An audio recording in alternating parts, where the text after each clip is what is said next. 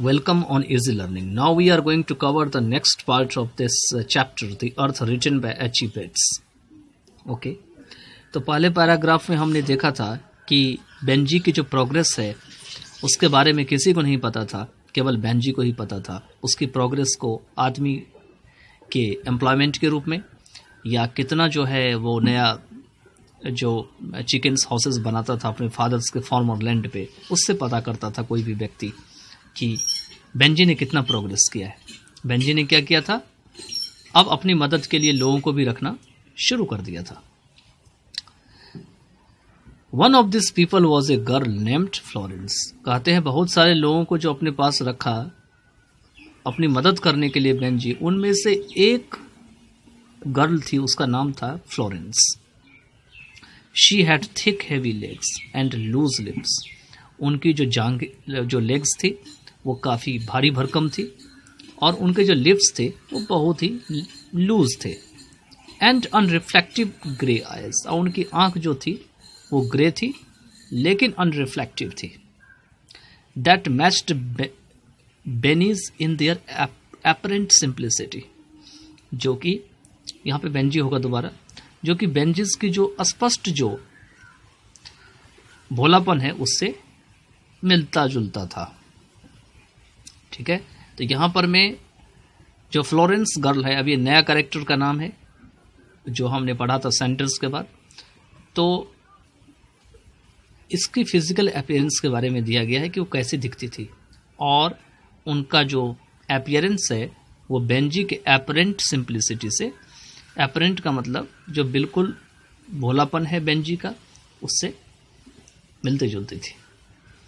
When Florence bent down to clean the chicken houses which were raised up off the ground, कहते हैं जब Florence जो है वो चिकन हाउसेस को साफ करने के लिए नीचे झुका करती थी, जो चिकन हाउसेस जो है वो ग्राउंड के ऊपर जो है वो उठी हुई थी, वो raised up off the ground.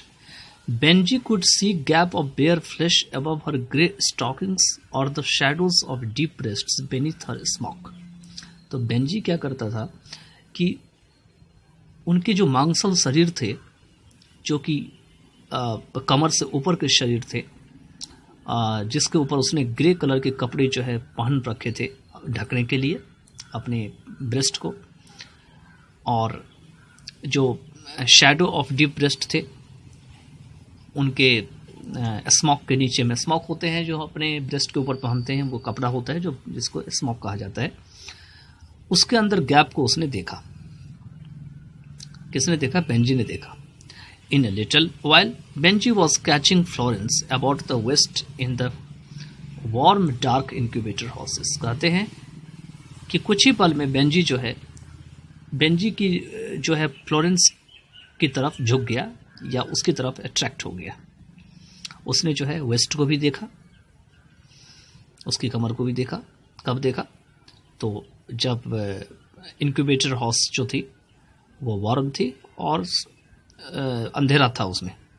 Okay, and for the first time in his life he had some other interest besides himself. और पहली बार उसकी ज़िंदगी में जो है वो मुर्गी रखने के अलावा, बिसाइड्स मीन्स अलावा जो है कुछ और भी इंटरेस्ट उसके अंदर में जग गया।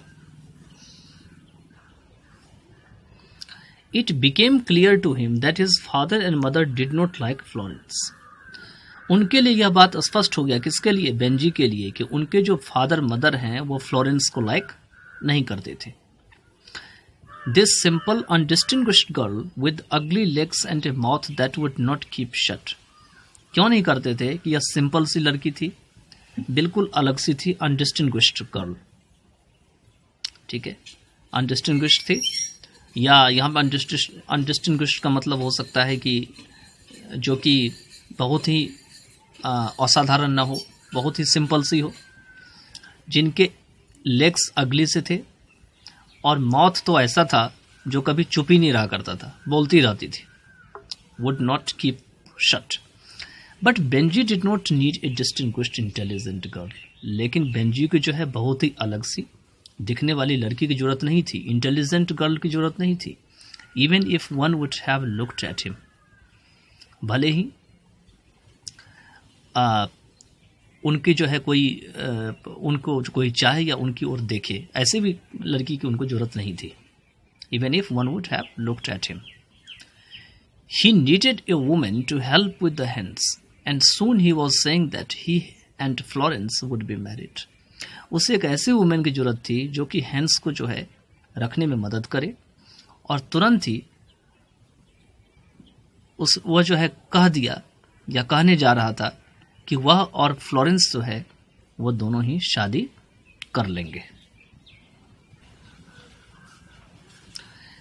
As with the passbook and the land, his father and mother were not prepared for that. Passbook और लैंड की तरह उनके फादर और मदर जो थे वो इसके लिए तैयार नहीं थे. Married, aren't you all right as you are? Don't you want to be consider it? Where are you going to live? कहते हैं मैरिज की बात है, बिल्कुल तुम सही हो या नहीं हो. Don't you want time to consider it? क्या तुम इसके लिए समय लेना नहीं चाहते हो? तुम कहाँ रहने के लिए जा रहे हो? Where are you going to live?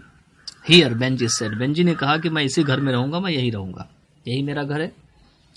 अब तुम लोगों का इस घर में कोई जगह नहीं है.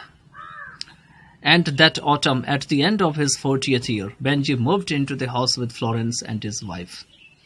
और कहते हैं जैसे उसका जो है 40वां साल समाप्त हुआ, ऑटम का समय था, बेंजी जो है उसने अपनी पत्नी फ्लोरेंस को लेकर के उस घर में चला गया है.